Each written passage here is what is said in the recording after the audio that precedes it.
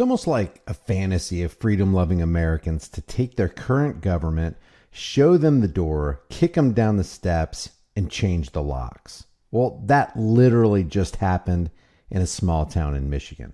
Not the kick them down the steps part, but they did unseat their entire government, and they did change the locks on the former government's offices.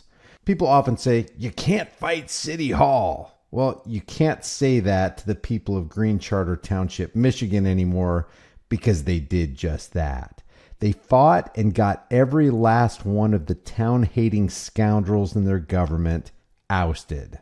Residents of Green Charter Township, Michigan, strongly disapproved of their local township board's decision to greenlight the construction of a Chinese-connected electric vehicle battery plant in their community. The name of the company is Goshen. It's billed as an energy solutions battery technology company with locations in Fremont, California, Independence, Ohio, Germany, Shanghai, and Singapore. The project was expected to create more than 2,300 jobs as part of a $2.34 billion investment. And by the way, Chinese entities currently own more than 383,000 acres of U.S. farmland, and some Americans have had enough. Despite the backlash from residents, the board moved forward with the Chinese-affiliated project. One race you probably did not see on the front pages of most newspapers, at least, and it's a race that's sending shockwaves from one small town in Michigan all the way to China. Voters in a small Michigan township tossed out their entire town board last night. A locksmith was even brought in to change the locks on the ousted officials' former offices late night. They were voted out because they supported a controversial battery plant linked to the Chinese government.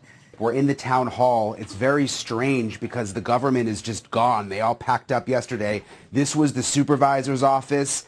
He took his desk, took a bunch of other stuff. It's empty now. The clerk's office down here, Elizabeth, where they do a lot of the town business, is just empty. The new board members are going to move in, get everything going, and they say one of their biggest priorities is stopping that project that's associated with China.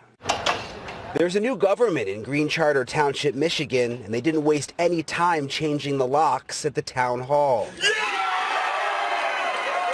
Residents ousted their entire town board last night, upset after they approved plans for a massive Chinese-affiliated electric vehicle battery plant. I think they thought we were a bunch of local yokel rednecks that wouldn't do anything, and we were blessed with a crew that was very intelligent. But it's been a long journey to this point. When we first arrived in Green Charter Township last year, residents were angry. My family members fought communism. And you're bringing it right here. Everybody's entitled to an opinion, and guess what China's is?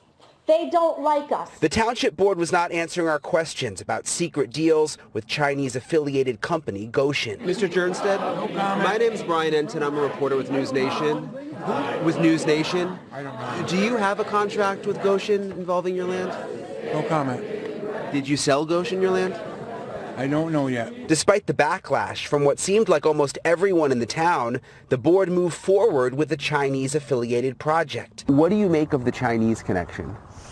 Well, it's very disturbing because, for one, from the beginning, there's been a complete denial of the connection. So why here? Why do you think? I don't know, other than somebody must be benefiting from it. That was Corey Rebo back in April. She had no experience in politics, but ran for clerk and won last night. What can you do now to stop the Goshen project?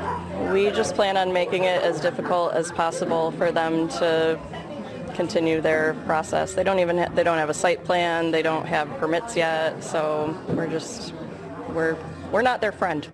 As far as demographics, Green Charter Township has about 3,200 people, most of whom vehemently rejected the idea of Goshen coming to town. A lot of people involved in unseating the local government goons had no experience in politics. And it's the possible communist connection that so many Green Charter Township residents said drove them to the polls and fueled the town's anger. The Chinese-affiliated company Goshen previously denied allegiance to the Communist Party of China. However, its corporate records say, quote, The company shall set up a party organization and carry out party activities in accordance with the Constitution of the Communist Party of China. Resident Harry King said, "Right now, we're not on friendly terms with China. They're threatening us, and I consider them the enemy. I don't want them here either." And with the overwhelming distrust for the town's government, a clerk from a neighboring township ran the election and counted the ballots. Cheers erupted as voters heard the results from the recall election held to vote out the entire town board. The new board will be sworn in on Wednesday, and the process to keep Goshen out of their township will begin.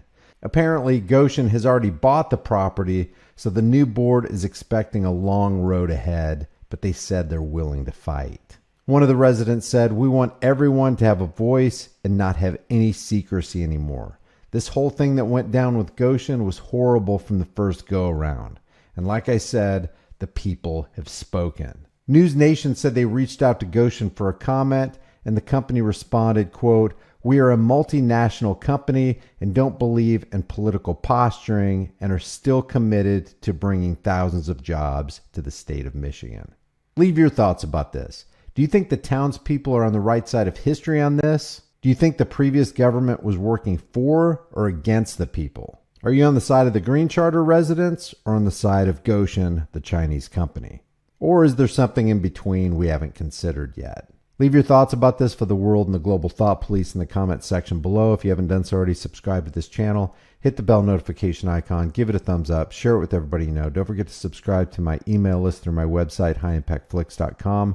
If you want to support the channel further, grab a hard-hitting conversation starting design from the shirt store, become a channel member, but most of all, fight for your freedoms. If you're ignorant of your freedoms, you don't have them. If you don't exercise them, you'll lose them. I'll see you in the next video.